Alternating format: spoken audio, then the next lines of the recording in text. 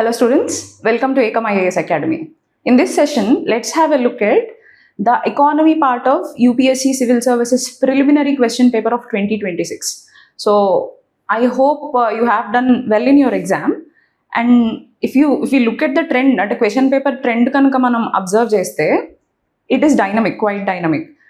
నార్మల్గా ఎకానమీలో కొన్ని స్టాటిక్ అడుగుతారు, అంటే the concept based questions in economy అడుగుతారు. But now this is a mix of actually both concept and the paper exhibited a lot of dynamism.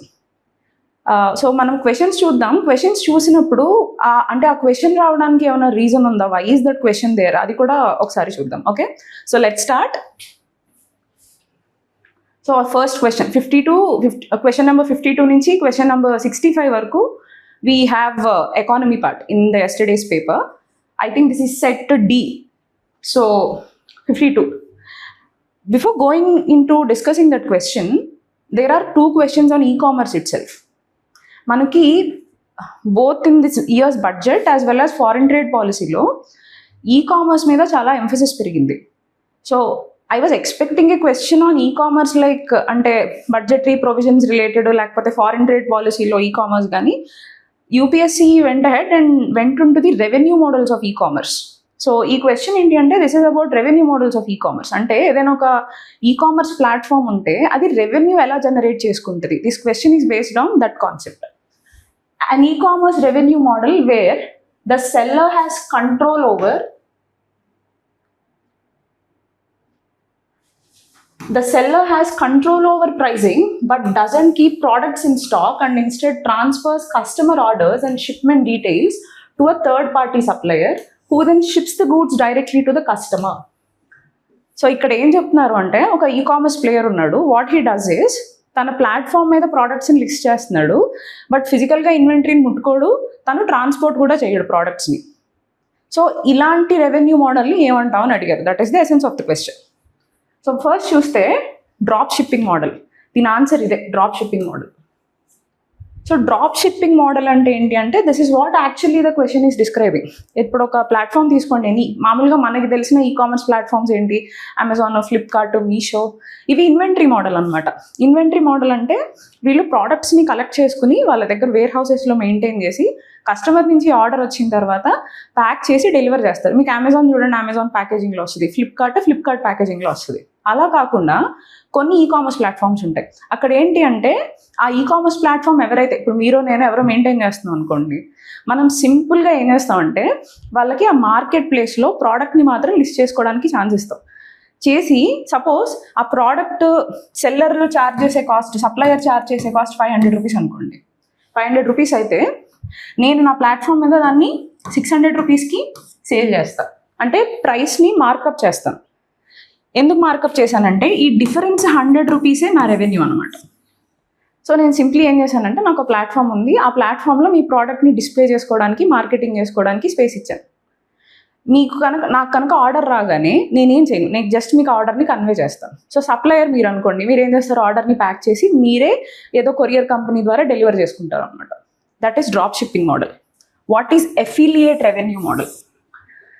Affiliate revenue model అంటే ఏంటి అంటే యూజువల్గా మనం ఇన్ఫ్లుయెన్సర్ మార్కెటింగ్ అంటాం కదా. ఇప్పుడు మీరు చూస్తూ ఉంటారు ఇన్స్టాగ్రామ్లో, యూట్యూబ్లో ఏదైనా ఒక ప్రోడక్ట్ ఉంటే ఆ ప్రోడక్ట్ని వాళ్ళు టెస్ట్ చేసి రిజల్ట్స్ ఇలా వచ్చాయి.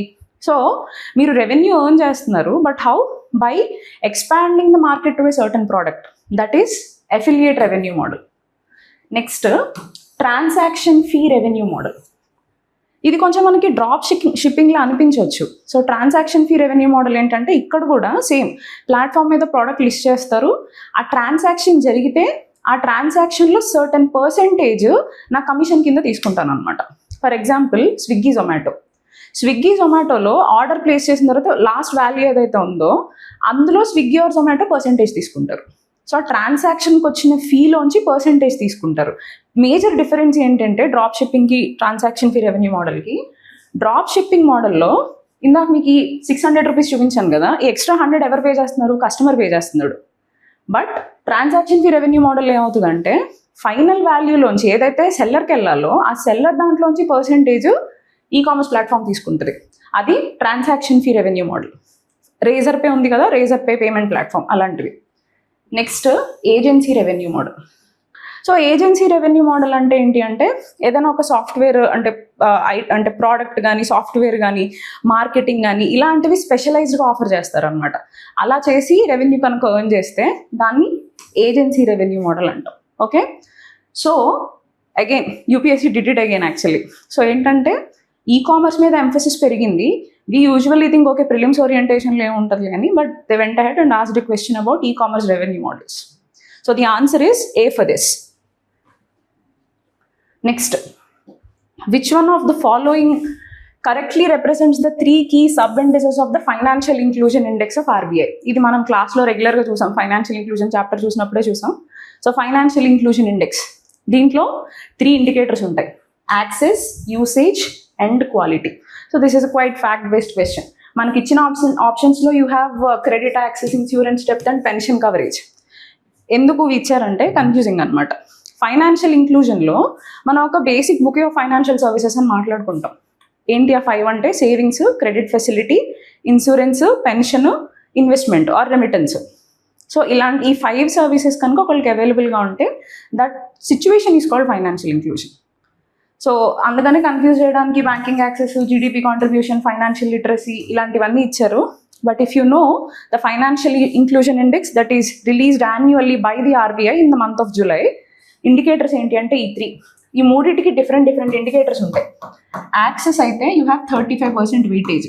సో యాక్సెస్ అంటే ఏంటి అంటే మీకు ఎన్ని ఏటీఎంస్ అవైలబుల్గా ఉన్నాయి, బ్యాంక్ బ్రాంచెస్ ఏ డిస్టెన్స్లో ఉన్నాయి, ఇవేమీ లేకపోతే బిజినెస్ కరెస్పాండెంట్ మోడల్ అవైలబుల్గా ఉందా, ఈ ఇండికేటర్స్ గురించి మాట్లాడితే దాన్ని యాక్సెస్ మోడల్ అంటాం.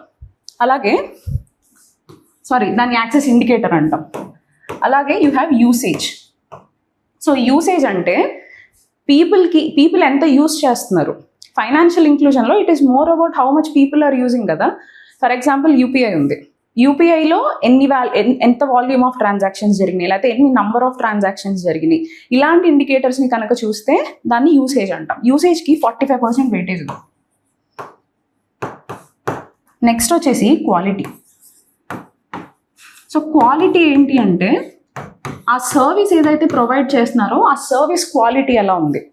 That is again one more indicator with weight of 20%. Quality ఎలా ఉండడం అంటే అంటే పీపుల్కి ఫైనాన్షియల్ లిటరసీ బాగుందా లేదా. ఫైనాన్షియల్ లిటరసీ బాగుంటే గుడ్ ప్రొడక్ట్స్ని చూస్ చేసుకుంటారు. అండ్ సెక్యూరిటీ, ట్రాన్సాక్షన్లు ఎంత సెక్యూర్గా ఉన్నాయి, ఇలాంటివన్నీ క్వాలిటీలోకి వస్తాయి. అలాగే గ్రీవెన్స్ రిడ్రెసల్, ఒకవేళ ఎవరైనా కస్టమర్ ప్రాబ్లం ఫేస్ చేసినా, ఈ కమ్ అక్రాస్ ఎనీ అంటే ఫ్రాడ్యులెంట్ ఫైనాన్షియల్ ఫ్రాడ్ కనుక ఫేస్ చేస్తే గ్రీవెన్స్ రిడ్రెసల్ ఎలా ఉంది, ఇవన్నీ ఈ ఇండికేటర్లోకి వస్తాయి అనమాట. So these 3 are the indicators of financial inclusion index. Is an easy question, క్లాస్లో మనం స్టాటిక్లో చాలాసార్లు చూసుంటాం. Next, which one of the following best describes the key objective of India's Open Network for Digital Commerce initiative? Again a question on e-commerce. అయితే ONDC ఇప్పుడు launch చేయలేదు, it's for launch some 4 or 5 years ago. The whole concept of ONDC ఏంటంటే ఇంతకుముందు e-commerce websites Amazon కానీ Flipkart కానీ వాళ్ళకి monopoly ఉండేది. Because those are the only platforms providing e-commerce facilities. అంటే లాజిస్టిక్స్ మేనేజ్ చేసుకోవడం, ప్రోడక్ట్ని డెలివర్ చేయడం, ఇవన్నీ వాళ్ళు ఎఫిషియెంట్గా ముందు ప్లాన్ చేసుకున్నారు కాబట్టి they became key market players. So ఇప్పుడు అలా ఎప్పుడైనా సరే ఏదైనా ఒక బిజినెస్ మోడల్లో 2 లేదా 3 ఎంటిటీసే డామినేట్ చేస్తున్నాయి అనుకోండి, ప్రైజింగ్ ఎఫిషియెంట్గా అవ్వదు, అంటే కస్టమర్కి బెటర్ ప్రైజెస్ దొరకవు. సో ఇక్కడ ఏంటంటే ఈ-కామర్స్లో both customers as well as sellers ఇద్దరికి ప్రాబ్లమే. ఎందుకంటే ఇంటర్మీడియట్ ఎవరైతే ఈ-కామర్స్ ప్లాట్ఫామ్ ప్రొవైడ్ చేసేవాడు ఉన్నాడో యూజువల్గా ఎలా పనిచేస్తుందండి, మీకు అమెజాన్, ఫ్లిప్కార్ట్ ఇలాంటి ఒక ఈ-కామర్స్ ప్లాట్ఫామ్ ప్రొవైడ్ చేశారు అనుకోండి, సప్లయర్ వస్తాడు, తన ప్రోడక్ట్స్ని ఇక్కడ లిస్ట్ చేస్తాడు, కస్టమర్ వచ్చి తీసుకుంటాడు, లాజిస్టిక్స్ అవన్నీ వీళ్ళే చూసుకుంటారు. సో ఓఎన్డీసీ ఏంటి అంటే వీళ్ళ మొనోపలీని తగ్గించి బెటర్ సర్వీసెస్ దొరకాలి బోత్ సప్లయర్ అండ్ కస్టమర్స్కి. సో ఇక్కడ ఏం చేస్తారంటే ఇది ఒక ఓపెన్ ప్రోటోకాల్ అనమాట. ఈ ఓపెన్ ప్రోటోకాల్లో ఇప్పుడు for example you want to buy biryani, మీరు బిర్యానీ కొనాలి అనుకుంటే యూ కెన్ యాక్చువల్లీ అంటే స్విగ్గీలో, జొమాటోలో అక్రాస్ ఎవ్రీ ప్లాట్ఫామ్లో మీకు బిర్యానీ ఎక్కడ బెటర్ ప్రైస్కి దొరుకుతుందో చూసుకుని you can also choose A delivery partner. ఎందుకంటే డెలివరీ సర్వీసెస్ ప్రొవైడ్ చేసే వాళ్ళు కూడా ఉంటారు అక్కడ. మీకు లెస్ కాస్ట్ ఎవరు డెలివర్ చేస్తున్నారో చూసి you can actually choose that. అంటే నేను మీకు బిర్యానీ అని ఈజీ ఎగ్జాంపుల్ చెప్పాను. Think it from the sellers side. ఇప్పుడు సెల్లర్ ఎవరో లెటర్సే ఒక నార్మల్ ఒక లేడీ తన ఇంటి దగ్గర నుంచి శారీ బిజినెస్ చేస్తున్నారు అనుకోండి, ఆవిడకి లో కాస్ట్లో డెలివర్ చేసే వాళ్ళు కావాలి కదా. సో అలా డిఫరెంట్ ఆప్షన్స్ అన్నిటిని ఈజీగా యాక్సెస్ చేయగలుగుతారు అనమాట. అది open network for digital commerce. So first option ఏంటి? To allow government control over all digital commerce transactions. No, this is not the aim. To replace private e-commerce players. No, ఇవన్నీ extreme steps అండి. Private e-commerce ప్లేయర్స్ని ఎందుకు replace చేస్తారు? Next, to break the dominance of large e-commerce platforms by enabling interoperability across networks. ఇప్పుడు అదే కదా మనం చూసింది, break the dominance of large e-commerce platforms by enabling interoperability across networks. ఇది answer. Option C is your answer.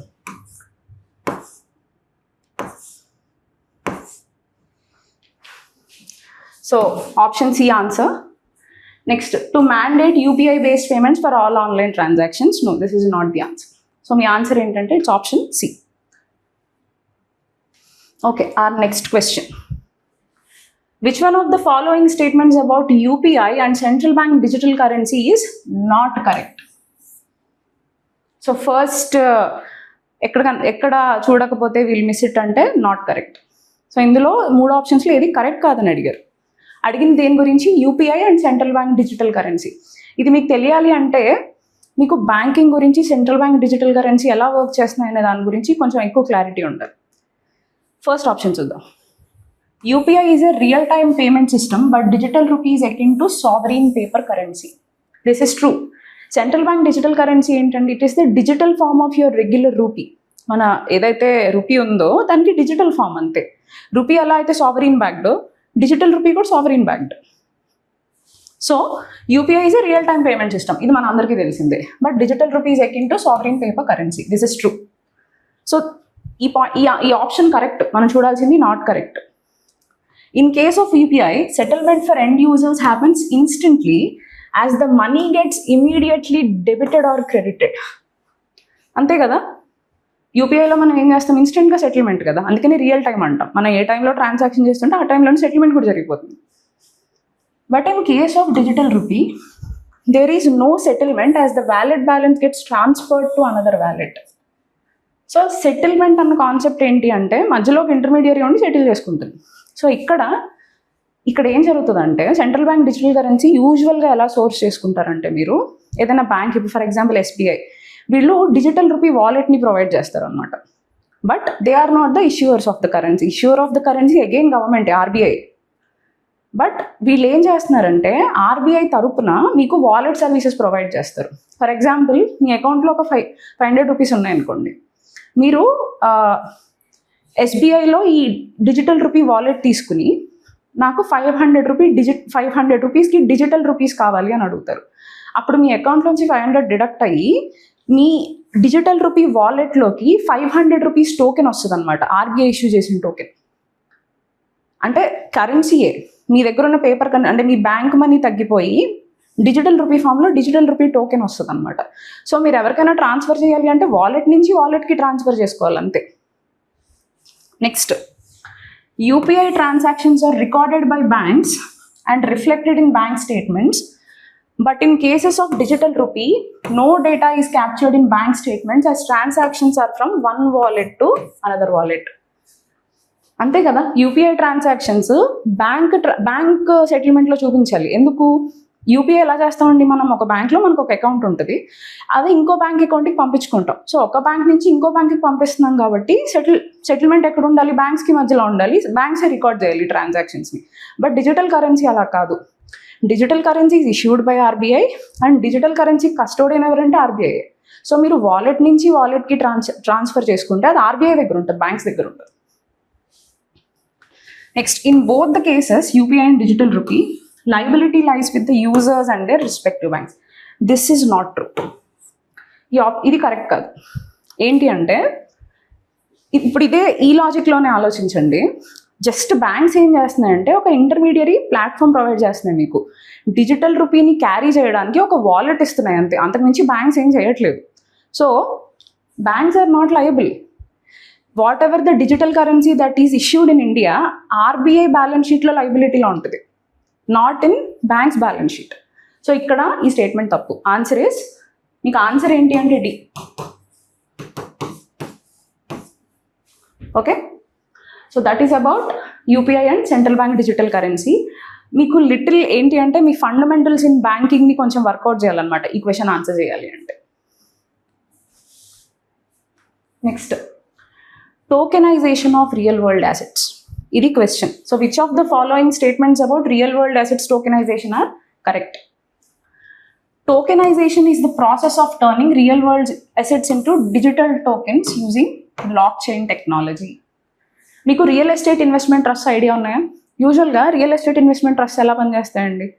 The whole functioning of real estate investment trust ఏంటి? REITs అంటాం కదా. ఇది మనం క్లాస్లో చూసాం. ఇన్వెస్ట్మెంట్ మోడల్స్ చూసినప్పుడు రియల్ ఎస్టేట్ ఇన్వెస్ట్మెంట్ ట్రస్ట్ గురించి చూసాం. How do they function REITs? REITs అంటే యూజువల్గా ఒక ఎగ్జాంపుల్ చెప్తాను మీకు. ఇప్పుడు అపర్ణ కన్స్ట్రక్షన్స్ లాంటి కొంచెం బిగ్ రియల్ ఎస్టేట్ కంపెనీస్ ఉన్నాయనుకో, వాళ్ళు ఒక పెద్ద గేటెడ్ కమ్యూనిటీ లాంటిది బిల్డ్ చేశారు. సో యూజువల్గా అది బిల్డ్ చేయాలంటే చాలా ఎక్కువ డబ్బులు అవుతాయి కదా. సో అపర్ణ వాళ్ళ క్యాపిటల్ అంతా అందులో లాక్ అయిపోయి ఉంటుంది. ఇప్పుడు అపర్ణ వాళ్ళు క్యాపిటల్ని ఫ్రీ అప్ చేసేసుకుని నెక్స్ట్ ప్రాజెక్ట్కి మూవ్ ఆన్ అయిపోవాలనుకుంటున్నారు. అప్పుడు ఏం చేయొచ్చు అంటే, ఒక రియల్ ఎస్టేట్ ఇన్వెస్ట్మెంట్ ట్రస్ట్ వచ్చి I will buy the property from you, I will do something called securitisation. Securitisation అంటే ఏంటి అంటే, నేను ఆ టోటల్ వాల్యూ ఆఫ్ ద అసెట్ని, ఇప్పుడు ఫర్ ఎగ్జాంపుల్ ఆ gated community total value 100 crores అనుకో, నేను ఈ 100 crores స్మాల్ సెక్యూరిటీస్ కింద డివైడ్ చేస్తాను. Let us say for example retail investors అంటే నార్మల్గా ఈ IT జాబ్స్ చేసుకుంటూ ఇన్వెస్ట్మెంట్స్ చేసుకుని అలా ఉంటారు కదా. సో వాళ్ళ కోసం నేను వీటిని 1 lakh 2 lakh ఇలా డినామినేషన్ ఉన్న సెక్యూరిటీస్ కింద డివైడ్ చేసి వాళ్ళకి అమ్మేస్తాను. సో ఈ 100 crores అపర్ణకి ఫ్రీ అప్ అయిపోతాయి. స్మాల్ ఇన్వెస్టర్స్కి, రీటైల్ ఇన్వెస్టర్స్కి ఒక లార్జ్ ప్రాజెక్ట్లో, ఇప్పుడు నార్మల్గా స్మాల్ ఇన్వెస్టర్స్కి వెళ్ళి 100 crore ఇన్వెస్ట్ చేయంటే చేయలేడు, 1 lakh ఇన్వెస్ట్ చేయగలుగుతాడు కదా. సో నేను 100 crores-ని 1 lakh rupees సెక్యూరిటీస్గా డివైడ్ చేశాను. డివైడ్ చేసి నేను సేల్ చేసేస్తాను. సో ఇప్పుడు ఇన్వెస్టర్కి ఒక పెద్ద అసెట్లో చిన్న పార్ట్ని ఓన్ చేసుకుంటున్నాడు. యూజువల్గా దీన్ని ఫ్రాక్షనల్ ఓనర్షిప్ అంటాం అనమాట. ఇలా ఓన్ చేసుకుంటే దాన్ని ఫ్రాక్షనల్ ఓనర్షిప్ అంటాం. సో ఫ్రాక్షనల్ ఓనర్షిప్ వల్ల ఏంటి, స్మాల్ ఇన్వెస్టర్స్ పెద్ద అసెట్స్లో ఓనర్షిప్లో పార్ట్ తీసుకుంటున్నారు. ఇప్పుడు ఈ ప్రాజెక్ట్ మీద అంటే ఈ గేటెడ్ కమ్యూనిటీలో రెంట్స్ తర్వాత సేల్స్ జరిగితే మనీ వస్తే అవి ఇన్వెస్టర్స్కి ఇచ్చేస్తారు అనమాట. అలా ఇన్వెస్టర్స్కి రిటర్న్స్ వస్తాయి. That is how real estate investment trust work. So ఈ tokenization of real world assets కూడా ఎగ్జాక్ట్లీ అలాగే జరుగుతుంది. Key difference is, real estate investment ట్రస్ట్లో మీరు కొన్న సెక్యూరిటీస్ని స్టాక్ ఎక్స్చేంజెస్లో కొనుక్కుంటారు, స్టాక్ మార్కెట్లో ట్రేడ్ చేసుకుంటారు. బట్ ఇక్కడ ఏమవుతుందంటే వీటిని డిజిటల్ టోకెన్స్గా కన్వర్ట్ చేస్తారనమాట. అంటే ఇప్పుడు సేమ్ ఈ 100 crore అసెట్ని 1 lakh డిజిటల్ టోకెన్స్ కింద కన్వర్ట్ చేస్తారు. చేసి నార్మల్ రీటైల్ ఇన్వెస్టర్స్ వెళ్ళి కొనుక్కుంటారు. ప్లాట్ఫామ్స్ ఉంటాయి వాటికి, not stock exchanges, regular platforms ఉంటాయి. And this entire thing is governed by blockchain technology. యూజువల్గా బ్లాక్ చైన్ టెక్నాలజీలో ఏంటి, ఇంటర్ కనెక్టెడ్ నోడ్స్ ఉంటాయి. ట్రాన్సాక్షన్ ఒక చోట రికార్డ్ కనుక అయితే అన్ని చోట్ల ట్రాన్సాక్షన్ కనిపిస్తుంది, రికార్డ్స్ అన్ని చోట్ల చేంజ్ అవుతాయి. సో ట్రాన్స్పరెంట్ అనమాట అండ్ ఇన్స్టంటేనియస్గా జరిగిపోతుంటుంది. సో బ్లాక్ చైన్ టెక్నాలజీలో డిజిటల్ ఫామ్లో ఇలాంటి ఆపరేషన్ కనుక జరిగితే that is tokenization of real world assets. So first option ఏంటి, process of turning real world assets into digital tokens using blockchain technology. This is true. Tokenization of real world assets offer 24/7 access promoting financial inclusion. యూజువల్గా stock exchanges limited hours పనిచేస్తాయి. మీరు ఎప్పుడు కావాలంటే అప్పుడు sale చేసుకోవడానికి, ఎప్పుడు కావాలంటే అప్పుడు అంటే కొనుక్కోవడానికి కుదరదు. బట్ దీనికి అలాంటి రెస్ట్రిక్షన్స్ ఏం లేవు, because it is not working on a stock exchange. ఇది BCTతో వేరే ప్లాట్ఫామ్స్లో పనిచేస్తుంది. So 24/7 access and promoting financial inclusion. ఇందాక మీకు చెప్పాను కదా ఫ్రాక్షనల్ ఓనర్షిప్. సో ఇలాంటి పారామీటర్స్ వల్ల ఈ option true. Next, tokenization of real world assets will allow access to high growth investment opportunities for individuals in India. అదే కదా చూసాం మనం ఇప్పుడు ఫ్రాక్షనల్ ఓనర్షిప్ అన్నప్పుడు ఏంటంటే హై గ్రోత్ ఇన్వెస్ట్మెంట్ ఆపర్చునిటీస్, ఎక్కువ కాస్ట్ ఉన్న ఇన్వెస్ట్మెంట్ ఆపర్చునిటీస్ అంతా మనం అఫోర్డ్ చేయలేకపోయినా because it can be divided into units, normal investors కూడా వెళ్ళి హోల్డ్ చేయొచ్చు. So this is about it. So ఈ ఆప్షన్ కూడా true. Now the answer is 1, 2 and 3. ఇది correct answer. Okay. Next, a bond whose proceeds used only to finance or refinance a combination of both environmental and social projects. This is again an easy question. మనం class రూమ్లో green bonds గురించి చూసాం. So green bonds అంటే ఏంటి? ఎక్స్క్లూజివ్గా environmental friendly projects కోసమే ఆ bonds నుంచి వచ్చే ప్రొసీడ్స్ని యూజ్ చేయాలి, అది గ్రీన్ బాండ్. సోషల్ బాండ్ ఏంటి అంటే సిమిలర్, ఏదైనా సోషల్ అవుట్కమ్స్ కోసం అంటే ఎడ్యుకేషన్, హెల్త్ ఇలాంటి ఏరియాస్లో గుడ్ అవుట్కమ్ కోసం మనం ఆ బాండ్ ప్రొసీడ్స్ని యూజ్ చేస్తే అది సోషల్ బాండ్. లాస్ట్లో సావరీన్ బాండ్. మీరు యాక్చువల్గా దీన్ని ఎలిమినేషన్లో కూడా పెట్టేయచ్చు, quite an easy question. Sovereign bond. Sovereign bond అంటే ఏంటంటే గవర్నమెంట్ ఇష్యూ చేసే బాండ్. గవర్నమెంట్ తన ఫైనాన్సింగ్ కోసం కనుక బాండ్స్ ఇష్యూ చేస్తే అది సావరీన్ బాండ్. మనం అడిగిన క్వశ్చన్ ఏంటి? Environmental and social projects. Green బాండ్లో ఓన్లీ ఎన్విరాన్మెంటల్, సోషల్ బాండ్లో ఓన్లీ సోషల్, రెండు కలుపుకుంటే సస్టైనబిలిటీ బాండ్. ఒకవేళ మీకు సస్టైనబిలిటీ కాదా అని డౌట్ వస్తే మీరు ఆప్షన్స్ని ఎలిమినేట్ చేసేసుకోవచ్చు. బికాస్ గ్రీన్ బాండ్స్ గురించి తెలుసు, క్లాస్లో చూసాం, ఏంటి సావరీన్ గ్రీన్ బాండ్స్ చూసాం. And social bonds again it's easier to eliminate that. So answer is sustainability bond. Next now here comes UPSC ఎలా ఒక అంటే బడ్జెట్లో మనం యాక్చువల్గా ట్రేడ్ రిసీవబుల్ ఈ డిస్కౌంటింగ్ సిస్టమ్ ట్రెడ్స్ దీని గురించి చూసాం. ఏంటి అంటే ట్రెడ్స్లో జీఈఎం గవర్నమెంట్ ఈ మార్కెట్ ప్లేస్లో ఈ పోర్టల్లో ట్రెడ్స్ని ఇంటిగ్రేట్ చేస్తున్నాం అని చెప్పి బడ్జెట్లో అనౌన్స్మెంట్ వచ్చింది.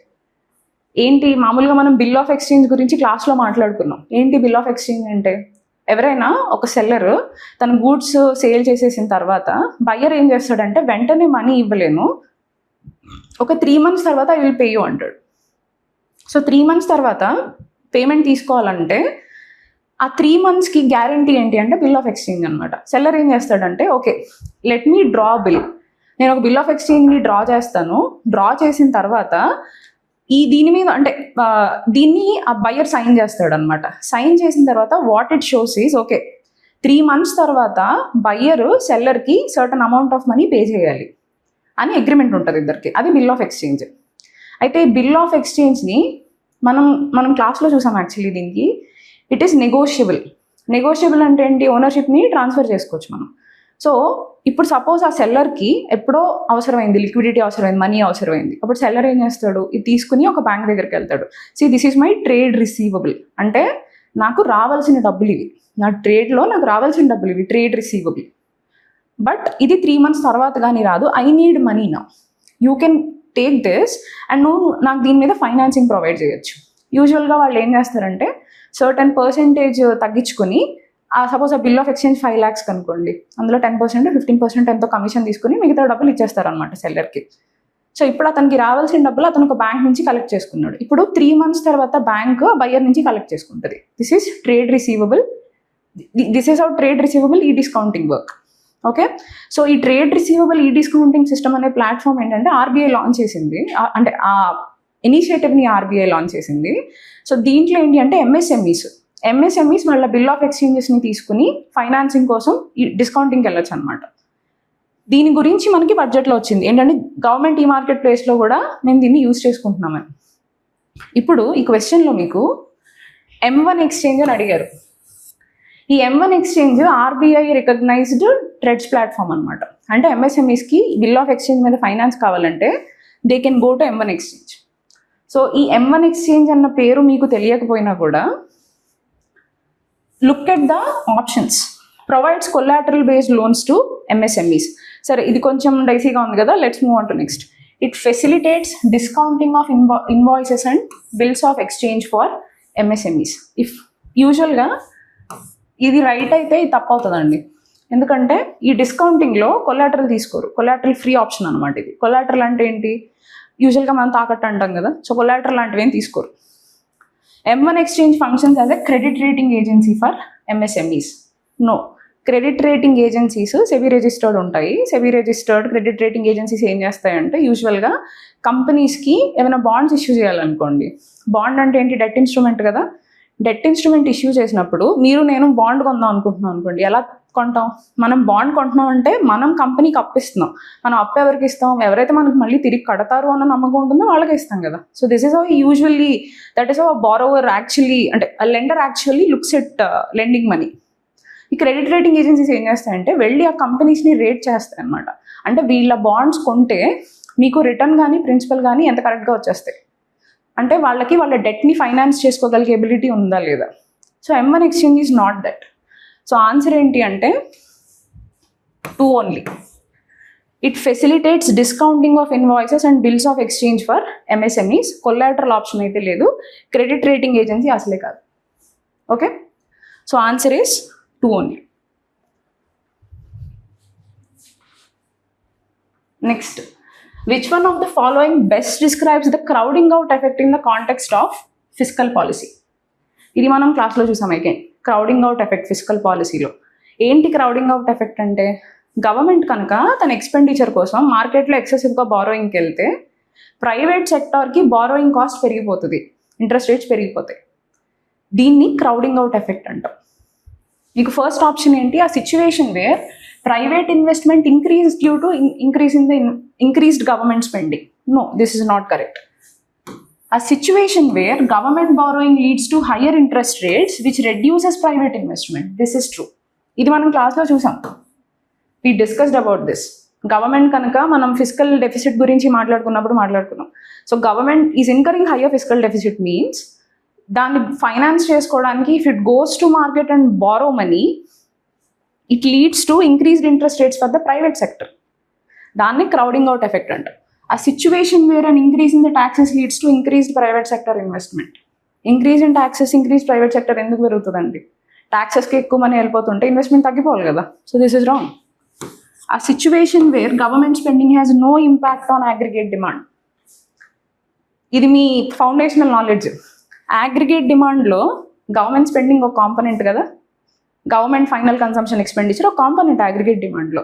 అది మారితే ఖచ్చితంగా అగ్రిగేట్ డిమాండ్ మారుతుంది. So this is again wrong.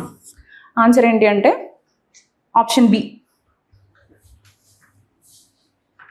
Next, which of the following statements about rare earth elements and critical minerals is are correct? మనకి ఆర్ఆర్పి జరిగినప్పుడు I have talked about this. So ఇన్ని policies ఉన్నాయి కదా, don't simply expect that ఏదో ఒక policy అడిగేస్తారని. Learn about the background of rare earth elements and critical minerals అని చెప్పాను నేను మీకు ఆర్ఆర్పీలో.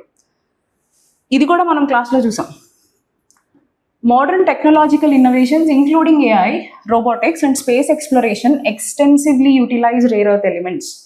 Applications of rare earth elements semiconductors, తర్వాత రెన్యూబుల్ ఎనర్జీ, ఇలాంటి అన్నిట్లోని రేర్ ఎర్త్ ఎలిమెంట్స్ని యూజ్ చేస్తారు అని చూసాం. సో ఇక్కడ ఏం ఇచ్చారు, ఆర్టిఫిషియల్ ఇంటెలిజెన్స్, రోబోటిక్స్, వీటన్నిటిలో సెమీ కండక్టర్స్, స్పేస్ ఎక్స్ప్లోరేషన్ అన్నిట్లో. So first option is correct. China has the highest share in mining of REs followed by India. ఇది అగైన్ ట్విస్ట్. చైనాకి నిజంగానే highest share 69, around 60 to 70% share చైనాకే ఉంది. Followed by India is wrong. Followed by US actually. ఇండియాలో ఉన్న పెద్ద problem ఏంటంటే మనకి ఆ మైనింగ్ టెక్నాలజీస్ని మనం కాస్ట్ అంటే ఎకనామికల్గా చేయలేకపోతున్నాం అనమాట. China is a Pioneer in it. So China వరకు కరెక్ట్, ఫాలోడ్ బై ఇండియా కాదు, followed by US.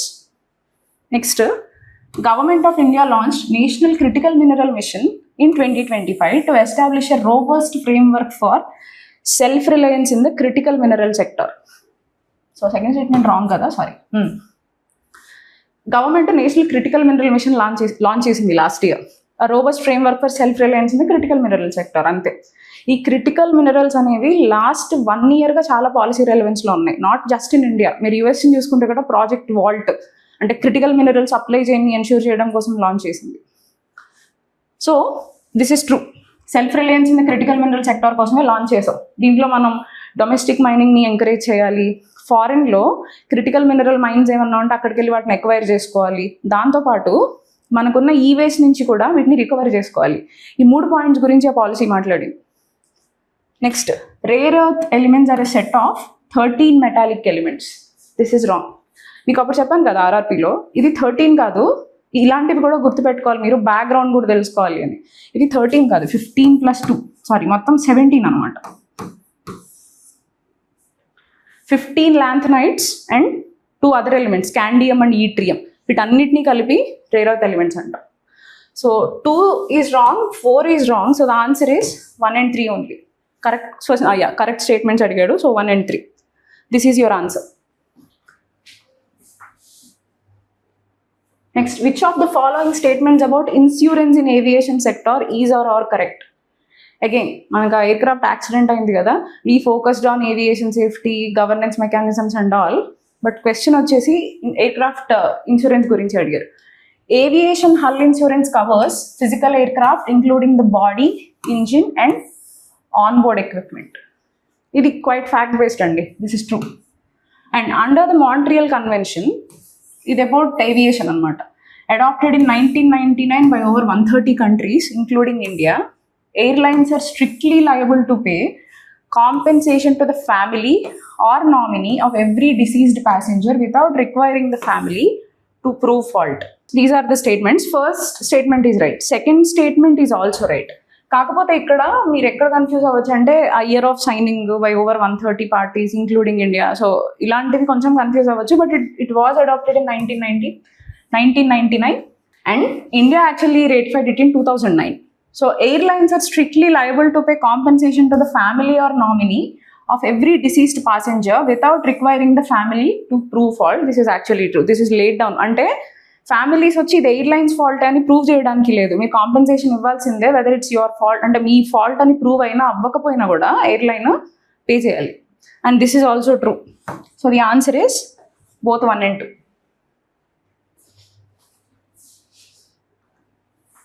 So which of the following statements about crowdfunding is or are correct? So crowdfunding యూజువల్గా చూస్తుంటాం కదా, ఎవరైనా ఒక small movie makers వచ్చి we want to make a film అని చెప్పి invest చేయండి మా దాంట్లో, and whatever the return we get we will give you, will pay you back. So crowd funding అంటే ఏంటి అంటే, instead of going to organised entities like banks, financial investment పెట్టే వాళ్ళ దగ్గరికి వెళ్ళడం కన్నా, you go to the public and you ask people to invest in your product. That is crowd funding. So crowdfunding is solicitation of funds, small amounts from multiple investors through a web-based platform or social networking site for a specific project. This is true.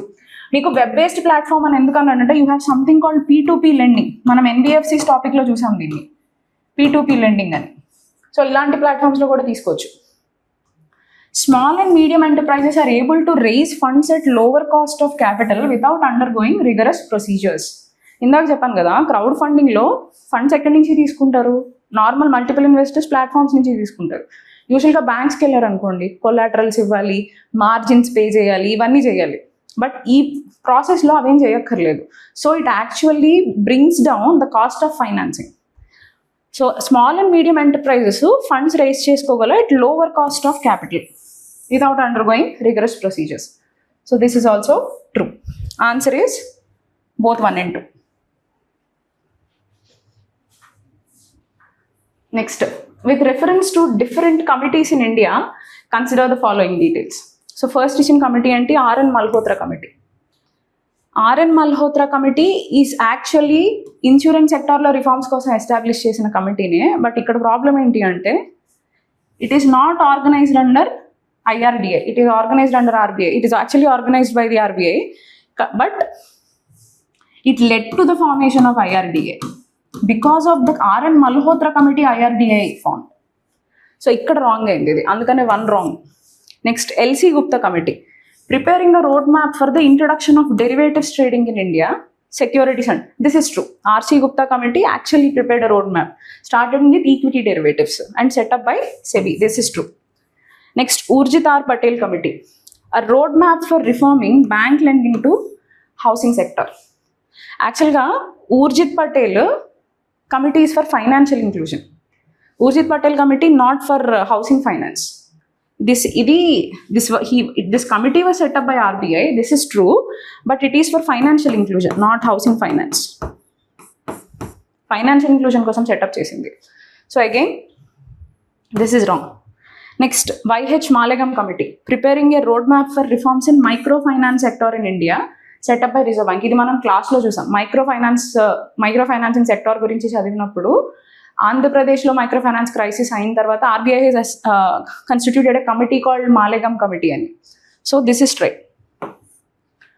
Now you have 2 and 4 which are correct. So the answer is D, 2 and 4. So this is again కొంచెం fact based. Next, consider the following statements about the non-banking financial companies in India, NBFCs. ఇవన్నీ మనం క్లాస్లో చూసాం. NBFCs cannot accept demand deposits. కరెక్టే కదా. బేసిక్గా NBFC అంటే ఏంటి, ఫైనాన్సింగ్ బిజినెస్లో ఉన్న companies, but these are non banking. Why are they non banking అంటే you have NBFCs which can take deposits, but డిపాజిట్స్లో 2 types ఉంటాయి, demand deposits and time deposits. Demand deposits banks తీసుకుంటాయి, ఎన్బిఎఫ్సిస్ తీసుకోకూడదు. So the statement is correct. All the NBFCs operating in India have to be registered with RBI. ఇండియాలో మనకి మేజర్గా 5 regulators ఉన్నారు. RBI, SEBI, IRDA for insurance, PFRDA for pension funds, and International Financial Service Center Authority for the IFSCs. ఇక్కడ NBFCs రెగ్యులేటర్స్లో ఎవరితోనే register అవ్వాలి. బేసిక్గా what kind of activity they are performing. మనకి సెబీ రిజిస్టర్డ్ NBFCs ఉంటాయి, PFRDA రిజిస్టర్డ్ NBFCs ఉంటాయి, IRDA registered NBFCs కూడా ఉంటాయి. ఫర్ ఎగ్జాంపుల్ మర్చెంట్ బ్యాంకింగ్ చేస్తున్నారు, లేకపోతే not merchant banking, investment banking లాంటివి చేస్తున్నారు అనుకోండి, నాట్ బ్యాంకింగ్, ఇన్వెస్ట్మెంట్ ఫైనాన్సింగ్, ఇలాంటివి ఏమైనా చేసి, లేకపోతే alternative investment, AIF based funding models అలాంటివి ఏమైనా ఉంటే they are registered with SEBI, not RBI. So మామూలుగా ఎన్బిఎఫ్సిస్కి majorly they are registered with RBI, but there are SEBI registered, there are IRDA registered. మనకి రెగ్యులేటరీ ఓవర్లాప్ ఉండకూడదని చెప్పి వాళ్ళ function స్పెషలైజ్డ్గా ఏ regulator కింద వస్తుందో ఆ రెగ్యులేటర్ మాత్రమే రెగ్యులేట్ చేస్తుంది అనమాట. So the statement is wrong. NBFCs form part of the payment and settlement system and can issue checks drawn on itself. This is wrong. మీకు NBFCs are not part of the payment and settlement system. Issue చేయడానికి లేదు, ఎందుకంటే మీరు deposits తీసుకోవట్లేదు కదా, demand deposits issue చేయడానికి లేదు. So this is wrong. Deposit insurance and facility of Deposit Insurance and Credit Guarantee Corporation is not available to the deposits of deposit taking NBFCs. Since they are not part of payment and settlement system, NBFCsలో ఉన్న డిపాజిట్స్కి deposit insurance లేదు. మీకు బ్యాంక్స్లో ఉన్న డిపాజిట్స్కి deposit insurance ఉంటుంది. DICGC, deposit insurance and credit guarantee corporation of India, ఇది ఏం చేస్తుంది అంటే banks నుంచి ప్రీమియం తీసుకుని బ్యాంక్లో ఉన్న మన పబ్లిక్ డిపాజిట్స్కి ఇన్సూరెన్స్ ఇస్తుంది. సపోజ్ మీరు ఏదైనా బ్యాంక్లో డిపాజిట్ మెయింటైన్ చేసి ఆ బ్యాంక్ లిక్విడేట్ అయిపోతుంది అనుకోండి, 5 lakhs వరకు మీ డిపాజిట్కి ఇన్సూరెన్స్ ఉంటుంది అనమాట. బట్ ఆ ఇన్సూరెన్స్ ఫెసిలిటీ ఎన్బిఎఫ్సిస్కి ఉండదు. So this statement is correct. So answer ఏంటి అంటే 1 and 4.